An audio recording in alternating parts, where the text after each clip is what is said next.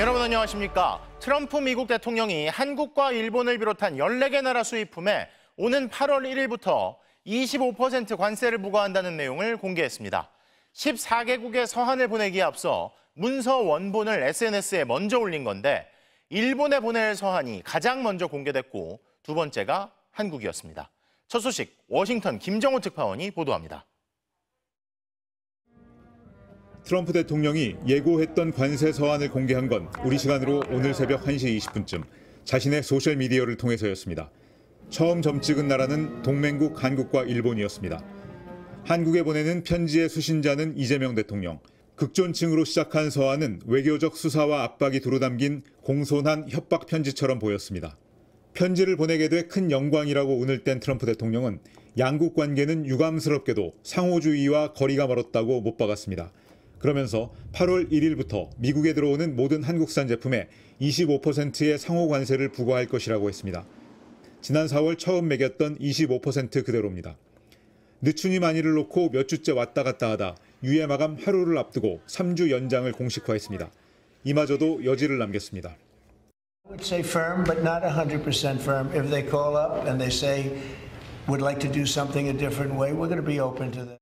25%는 미국의 무역 적자 해소에 턱없이 못 미치는 숫자라면서 자동차, 철강 등에 부과하는 품목 관세와는 별도라는 점도 명시했습니다.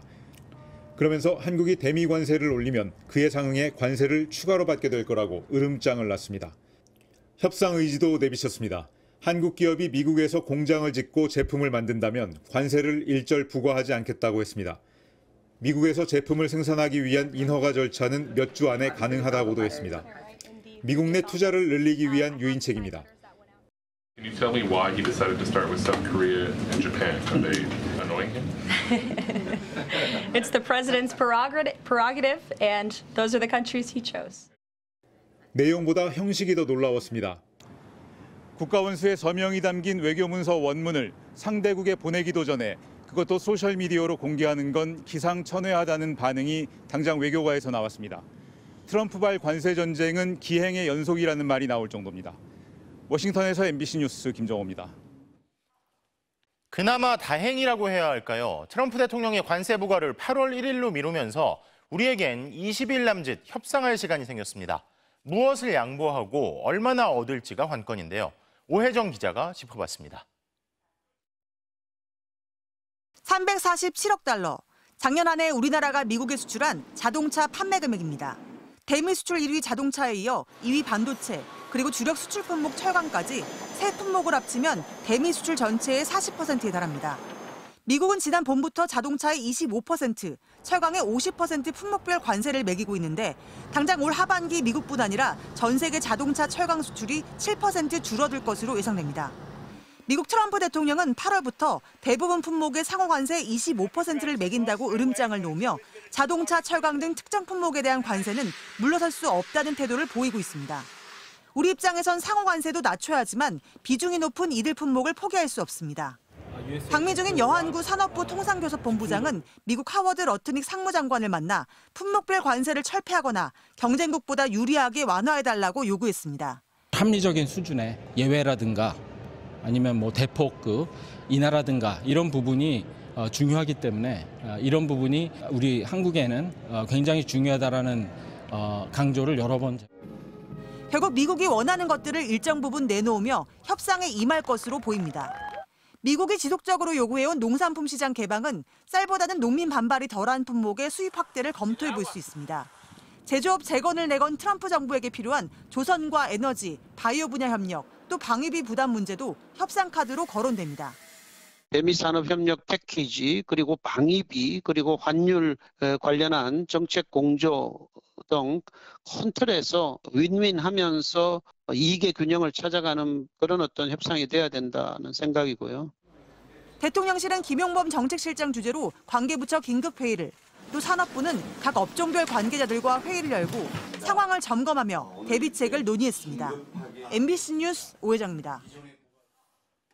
관세 부과 시점이 이제 3주가량 남은 가운데 대통령실은 속도도 중요하지만 국익이 먼저라며 최적의 협상 결과를 이끌어낼 시점을 찾아 한미 정상회담에 나서겠다는 방침입니다. 김재경 기자가 보도합니다. 트럼프 대통령의 서한이 공개되자 대통령실은 바로 긴급회의를 소집했습니다.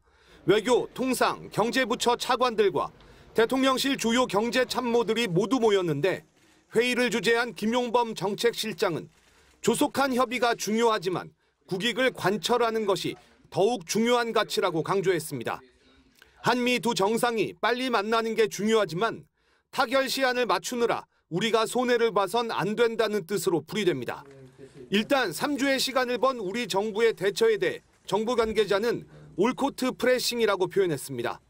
코트 전체에서 압박 수비를 벌이는 농구 경기 전략처럼 다양한 분야와 다양한 수준에서 미국 측과 협의해 최대한 협상안을 다듬은 뒤 한미 정상회담 일정 조율에 나선다는 겁니다. 여한구 통상교섭 본부장이 미국 상무부 장관과 실무 협의를 벌이는 가운데 위성락 국가안보실장은 현지에서 마르코 루비오 미국 국무부 장관과 만나 한미 정상회담 개최 문제를 논의했습니다. 정상회담을 비롯한 다양한 외교 채널을 통해서 좀 더 국익에 도움이 되는 방향으로 해결하기 위해서 노력하겠다라고 말씀을 드리겠고요. 오늘 국무회의와 방위산업 관련 토론회 등 공개된 행사에서 관세 협상과 관련한 이재명 대통령의 직접적 언급이 없었다는 점도 신중론에 힘을 싣고 있습니다. 새 정부 출범 이후 시간이 굉장히 촉박했던 것에 미루어 관세가 인상이 되는 최악의 상황을 면한 것으로 보고 관세 협상이 우리 산업에 직접적인 영향을 미칠 수 있는 만큼 대통령실은 속도보다 국익에 방점을 두고 정상회담 시기 조율에 나설 전망입니다. 전문가들은 일본, 인도 등 교역 규모가 큰 다른 나라와의 협상도 진행 중인 만큼 전체적인 협상 상황을 고려해 대응하는 게 중요하다고 조언했습니다. MBC 뉴스 김재경입니다. 자, 그런데 오늘 트럼프의 서한 공개에 가장 충격을 받은 나라는 아마 일본 아닐까 싶습니다. 7번이나 미국을 찾아 교섭을 했는데도 오히려 당초 발표보다 관세가 더 오르면서 안 그래도 대지진설로 분위기가 안 좋은 마당에 경기 후퇴 우려까지 나오는데요.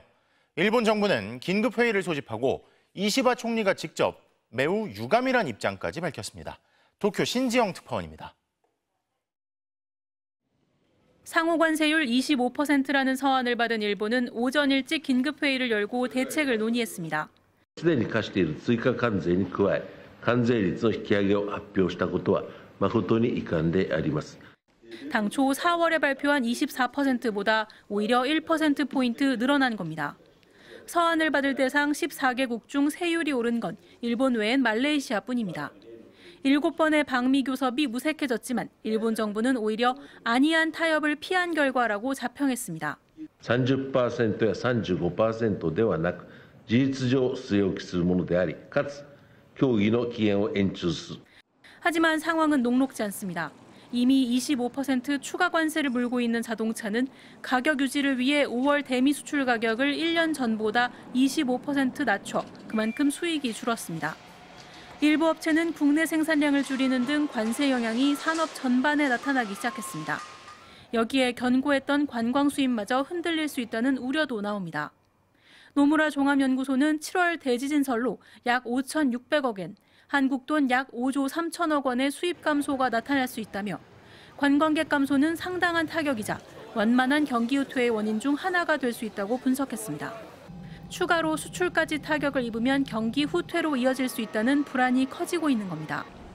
일본 정부는 지킬 건 지키겠다지만 트럼프는 쌀 시장을 개방하라는 노골적인 불만도 여러 번 드러낸 바 있습니다. 出せるカードをどういうふうに魅力的にトランプに見せるかっていう経済学ではなく心理学の世界になっていると. 일본 정부는 남은 기간 전력을 다하겠다고 했지만 문제는 선거입니다. 유권자와 트럼프 양쪽의 눈치를 모두 봐야 하는 상황에서 자동차도 쌀도 선뜻 내놓기는 쉽지 않아 보입니다. 도쿄에서 MBC 뉴스 신지영입니다. 다음 소식입니다. 김건희 국정농단 특검이 삼부 토건 주가 조작 의혹의 핵심 인물들을 연일 소환하고 있는데요. 그런데 주가를 띄우는 데 결정적인 계기가 됐던 우크라이나 재건 포럼에 참석한 원희룡 전 국토부 장관이 포럼 이전부터 소위 치고 나갔다는 과거 삼부 토건 직원의 녹취가 확인됐습니다. 김지성 기자의 단독 보도입니다. 삼부토건 주가가 급등하는 시작점이 됐던 우크라이나 재건 포럼. 삼부토건은 지난 2023년 5월 이 포럼에 참석해 우크라이나 재건 사업 규모가 1,200조로 추산된다고 홍보했고 주가는 5배가량 치솟았습니다. 특검은 당시 재건 포럼에 직접 참석했던 삼부토건 전 직원 황모 씨를 최근 불러 조사했습니다. 삼부토건에서 해외 영업을 담당해온 황 씨는 우크라이나 포럼 의혹을 풀어낼 핵심 인물 중 하나로 꼽힙니다. MBC가 확보한 황 씨와 삼부토건 직원의 통화 녹취에 따르면 황 씨는 원희룡 전 장관이 우크라이나 포럼 참석 이전부터 이른바 치고 나갔다면서 의욕적인 모습을 보였다고 설명합니다. 우크라이나 바람이 불었을 때 기재부에서도 뭔가 좀 움직임이 있었고, 근데 이 원희룡 장관이 이제 치고 나가니까 결국은 이제 원희룡 장관한테 좀 밀린 것 같아. 해당 녹취에는 삼부토건과 우크라이나를 연결하는 역할로 유라시아 경제인 협회도 등장합니다. 중간에 무슨 협회가 하나 있었는데 거기가 다리를 놨지. 삼부토건이 포럼 참석 이전부터 민간 단체와 짜고 주가 띄우기를 기획한 것으로 의심되는 대목인데 특검도 해당 녹취를 확보한 것으로 전해졌습니다.